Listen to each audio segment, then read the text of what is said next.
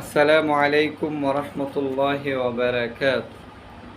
চলুন আমরা সুন্নত মোতাবেক উজু করা শিখি এবং উজু করা শিখা আমাদের প্রত্যেকের উপরে ফরজ। উজু করার অনেকগুলা বিধান আছে, আমরা বিধানগুলো জানার চেষ্টা করব এবং শেখার চেষ্টা করব। এক, উজুতে নিয়ত করা সুন্নত। এখন বিষয়টা হচ্ছে নিয়ত আপনি কিভাবে করবেন। নিয়ত করবেন হচ্ছে আমি উজু করতে যাব, মনে মনে নিয়ত করবো যে আমি উজু করব, তারপরে মসজিদে যাব, নামাজ পড়ব। তো এটাই হচ্ছে নিয়ত, আমি উজু করব, উজু করা এটাই হচ্ছে নিয়ত। অন্য কোনো নিয়ত নেই, আরবিতে নিয়ত করা লাগে, এ করা লাগে, এগুলোর প্রয়োজন নেই। আপনি শুধু মনে মনে নিয়ত করবেন যে আমি উজু করব, এটাই হচ্ছে নিয়ত। দুই, উজুর আগে ভালো করে মিসওয়াক করে নেওয়া লাগবে। উজুর আগে মিসওয়াক করা সুন্নত। তিন, উজুর শুরুতে বিসমিল্লাহ পড়া সুন্নত। এখন এখানে একটা মাসলা হয়ে দাঁড়ায় আছে, উজুর শুরুতে বিসমিল্লাহ পড়বেন না শুধু বিসমিল্লাহ পড়বেন না বিসমিল্লাহির রহমানির রহিম পড়বেন।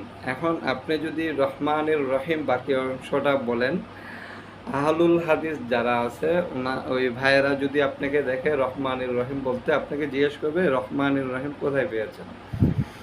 তো আসলে এটা জিজ্ঞেস করারই বিষয়, কারণ হচ্ছে উজুর শুরুতে আমাদের আদর্শ হচ্ছে মুহাম্মদুর রাসূলুল্লাহ সাল্লাল্লাহু আলাইহি ওয়াসাল্লাম উনি কি বলতে বলেছেন, কি পড়তে বলেছেন এবং সাহাবায়ে কেরাম কি পড়েছেন, এটা হচ্ছে আমাদের জন্য উত্তম আদর্শ।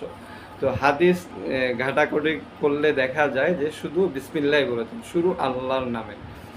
এখন আপনারা বলবেন রহমানুর রহিম, এইটা কি আপনার ভালো অংশ, আল্লাহর সিফাতের নাম। আসলে যেখানে যেটা যতটুকু দরকার নবী বলেছেন অতটুকুই করা লাগবে, এটা হচ্ছে মূল বিষয়। তো উজুর শুরুতে শুধু বিসমিল্লাহ, শুরু আল্লাহর নামে। চার, দোনো হাতের কসবি সহ তিনবার দোয়া সুন্নত। দোনো হাতের কসবি সহ, কসবি বলা হয় এতটুকু, দোনো হাতের কসবি সহ তিনবার দোয়া সুন্নত। কিভাবে ধুবেন, এই যে আপনি পানি নিয়ে এভাবে ধুয়ে আঙ্গুলের ফাঁকগুলো আছে, এই যে এখানে আছে, যদি হাতের মধ্যে আংটি থাকে আংটিগুলো খুলতে হবে আপনাকে। যদি অনেকের নখ, অনেকে সারি বলে ঢাকায় ভাষায়, অনেকের নখ লম্বা লম্বা থাকে, শুধু ধুলে পানিগুলো ভিতরে যায় না, আপনাকে তিনবার পানিগুলো ভিতরে ঢুকাইতে হবে। ভালো করে তিনবার প্রত্যেকটা অঙ্গ পানি দিয়ে ধুইতে হবে। দুনো হাতের কসবি সহ তিনবার দোয়া সুন্নত। পাঁচ, তিনবার কুলি করা সুন্নত। তিনবার কুলি করবেন আপনি, দুনো হাতে পানি নিয়ে তিনবার ভালো করে গড়গড়া করে কুলি করবেন। গড়গড়া করে কুলি করাই সুন্নত। এখানে একটা মাসালা আছে, আপনি যদি রোজাদার ব্যক্তি হন তাহলে আপনি গড়গড়া করা আপনার জন্য জায়েজ নেই, নিষেধ আছে। যদি রোজাদার ছাড়া হন আপনি গড়গড়া করে তিনবার ভালো করে কুলি করবেন। তিনবার কুলি করা সুন্নত। ছয়, তিনবার নাকে পানি দেওয়া সুন্নত। তিনবার নাকে পানি কিভাবে দিবেন, এ হাত দিয়ে ডান হাত দিয়ে পানি নিবেন, বাম হাতের আঙ্গুল এই দুইটাকে নাকের ভিতরে ঢুকিয়ে পানি দিয়ে নাকের ভিতরে ভালো করে নরম জায়গা পর্যন্ত ভিজাইতে হবে। তিনবার নাকে পানি দেওয়া সুন্নত।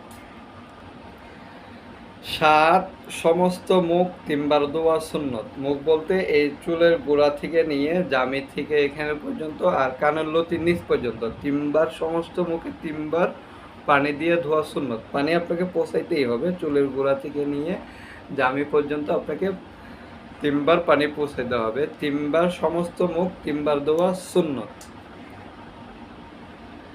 আট, দুনো হাতের টাকনু সহ তিনবার ধোয়া সুন্নত। অনেকে টাকনু ধোয়ার সময় দেখা গেল এই জায়গাগুলো ভিজা থাকে না, আপনাকে পানি এভাবে নিয়ে এভাবে ছাড়তে হবে এবং এখানে পুরো হাতে মুছতে হবে। যদি হাতে গড়ি থাকে আপনাকে গড়ি যদি খুলে গড়ির স্থানটা, যে আমরা এখানে পরে অনেক সময় ভিজে না, গড়ি খুলে নিয়ে তিনবার দুনো হাতের টাকনু সহ ডান হাত থেকে আগে শুরু করবেন, ডান হাত দিয়ে শুরু করবেন। আগে ডান হাত ধুবেন, এই যে টাকনুর গিরা পর্যন্ত ভালো করে তিনবার, দোনো হাতের টাকনু সহ তিনবার ধোয়া সুন্নত। নয়, সমস্ত মাথা একবার মুছে করা সুন্নত। মাথা মোসাহ কীভাবে করবেন আমি শেখাচ্ছি। আপনারা এই 3টা আঙ্গুল দেখেন, এই 3টা আঙ্গুল এভাবে নিয়ে সোজা এই পিছনে বরাবর নিয়ে আসবেন, একদম পিছনে ঘাড় পর্যন্ত। এরপরে এই হাতের তালু দিয়ে এভাবে সামনে নিয়ে আসবেন, তাহলে আপনার মোসাহ হয়ে গেল। তারপরে বাকি আছে আপনার কান, এই কানের ভিতরে আঙ্গুল দিয়ে এভাবে করে মুছে নেবেন। একবার মুছেহ করা সুন্নত, বাকি আছে গর্দান মুছেহ করা। এখন গর্দান মুছেহ করা হচ্ছে মুস্তাহাব। এখানেও আপনার একতলাপ আছে। আহলুল হাদিস বাইদা আছেন, তারা যদি গর্দান মুছেহ করা দেখে তাহলে আপনাকে বলবে এটা কোথায় পেয়েছে। আপনি কি বলবেন? আপনার কাছে কোনো জবাব নাই, যেহেতু আপনি আম জনতা। আপনি বলবেন এটা উজু করার অংশ নয়, কিন্তু এটা ইমামদের মত। গর্দান মুসাহ করা মোস্তাহাব। আমাদের ঝামেলাগুলো হয় মোস্তাহাব নিয়ে। এখন আপনি উজুর অংশ মনে না করে যদি মনে করেন যে না গর্দান আমার মুছে করে নেওয়া উচিত, কারণ আমি সারাদিন বিভিন্ন জায়গায় গিয়েছি, বিভিন্ন কাজে ছিলাম, বিভিন্ন ছিলাম, ঘাড়ের মধ্যে আপনার এই ময়লা থাকতে পারে। উজুর অংশ মনে না করে উজু করার সময় গর্দান মুছে করে নিয়ে নিন যদি প্রয়োজন পড়ে।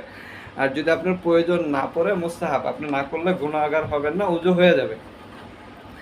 আপনি যদি গর্দান মুছা না করেন, যেহেতু মুস্তাহাব, আপনার উজু হয়ে যাবে। সেজন্য গর্দান মুছেহ করা আপনার জন্য যদি প্রয়োজন মনে করেন, উজুর অংশ মনে না করে মুছেহ করে নেবেন, পবিত্রতা ইমানের অঙ্গ, সেটা চিন্তা করে মুছেহ করে নিতে পারেন।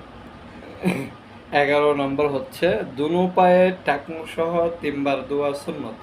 দোনো পায়ের টাকনু বলতে আপনার এই টাকনুর নিচ পর্যন্ত ধুতে হবে, পিছনে অনেকে কোনো রকম পা ধুলে হবে না। দোনো পায়ের টাকনু সহ 3 বার ধোয়া লাগবে।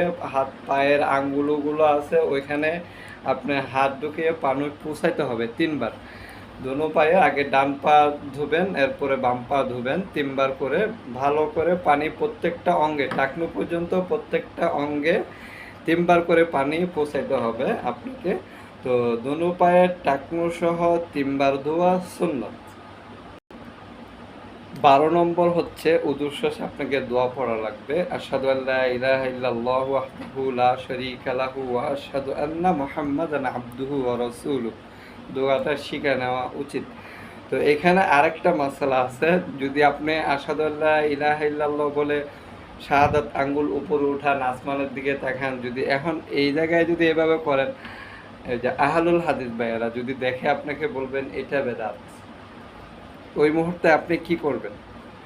এখন আপনার কাছে তো দলিল নেই, তবে আপনি এইটুকু বলতে পারেন, যদি ওনারা যদি বলে মুহাম্মদুর রাসূলুল্লাহ সাল্লাল্লাহু আলাইহি ওয়াসাল্লাম করেন নাই, সাহাবীরা করেন নাই, ওঠান নাই, তাহলে ওনাদের মত নিয়ে আপনি বাদ দিতে পারেন, সমস্যা নেই। কিন্তু আপনাকে আশহাদু আল্লা ইলাহা ইল্লাল্লাহু ওয়াহদাহু লা শারীকা লাহু ওয়া আশহাদু আন্না মুহাম্মাদান আবদুহু ওয়া রাসূলুহু, এটা পড়তে হবে ওদের শেষের দোয়া।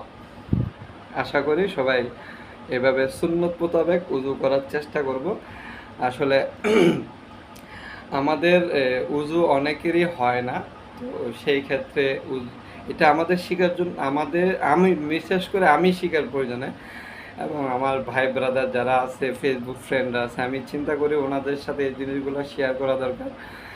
আর আমার কোনো যদি ভুল হয়ে থাকে বা আমার কোনোটা কাজ যদি আপনার সাথে অমিল মনে হচ্ছে বা হাদিসের সাথে বা কোরআনের সাথে সংঘর্ষ মনে হচ্ছে, অবশ্যই আপনি এগুলো ফেলে দিয়ে আপনি এখানে ওলামায়ে কারাম আছে, মুফতি সাহেবরা আছে, আমাদের ইমাম সাহেবরা আছে, ওনাদের কাছে যাবেন, ওনাদের কাছ থেকে ভালো করে শিখে নিয়ে নেবেন, কোনো সমস্যা নাই।